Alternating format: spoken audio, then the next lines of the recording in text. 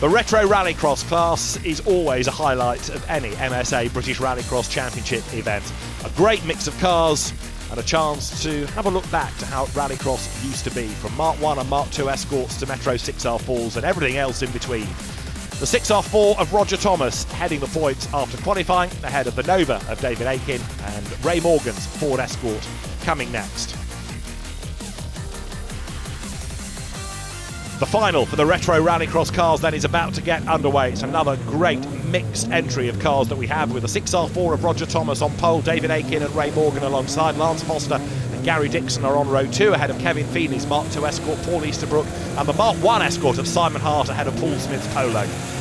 With variety like that, there's going to be lots to look for as the lights will go green now, and away they go, and just blasting away is Roger Thomas in the 6R4. He's away and gone. It's the two-wheel drive brigade that now you need to look for, and a great start from the third row by Kevin Feeney in the green Mark 2 Escort. The Irishman up into third place behind Ray Morgan. Morgan's Mark 3, the ex-Mark Lloyd car with a BDA engine. And Ray, a better advocate for Rallycross you will not find. Huge enthusiast for all of this. Kevin Feeney there in third spot. And in fact, Ray Morgan is not that far adrift of the leading 6R4 as they hit the loose for the first time. Lance Foster then in the green and white Mini Spares Mini. He's only ever raced Minis. He's in that mix as well as across the loose now with all the traction. Roger Thomas with the 6R4 tries to make good his escape.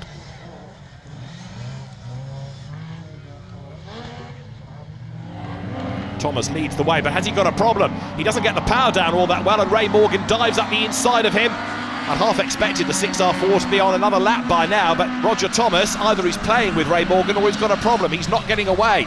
There is Lance Foster then in the Mini, down towards the hairpin. The Mark 2 Astra tucked up behind in the hands of Gary Dixon as now Roger Thomas blasts his way over the line.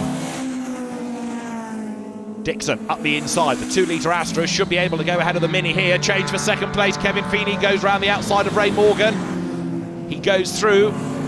David Aiken is in fourth place, but now have a look up the road and see where Roger Thomas has got to in the 6R4. Is he still dominant as Ray Morgan goes a little bit wide, and that brings Aiken back into the mix. Roger Thomas does lead the way, but he's not really scorching off into the distance, and now it's Kevin Feeney that closes. Maybe Thomas is just being so cautious. A 6R4 is a valuable car these days. He comes across the loose. He's certainly looking after it, and Kevin Feeney is right there behind him now.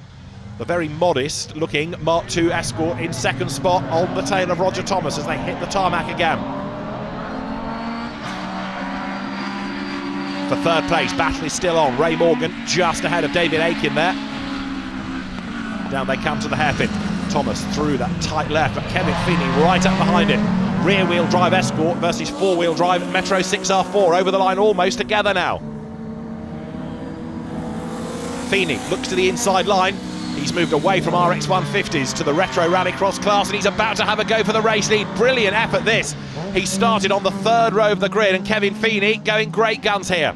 There is Paul Smith in the Polo. He's ahead of Paul Easterbrook, and then you've got Simon Hart's immaculate Mark 1 Haynes of Maidstone Recreation Escort, reminiscent of the car that John Taylor and then Rod Chapman took to early European Rallycross Championship success. It's a fabulous looking car, that, and just like everything else on this grid, it evokes the memories. There is Roger Thomas, and he's sideways then as he comes onto the tarmac. He's got away from Feeney by, what, 3-4 lengths now.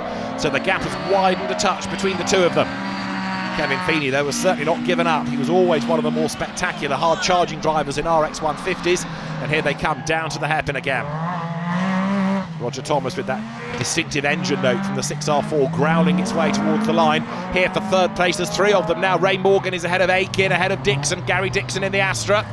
And Ray Morgan looks in his mirrors and sees just how close they are. The answer is very close as they come over the line.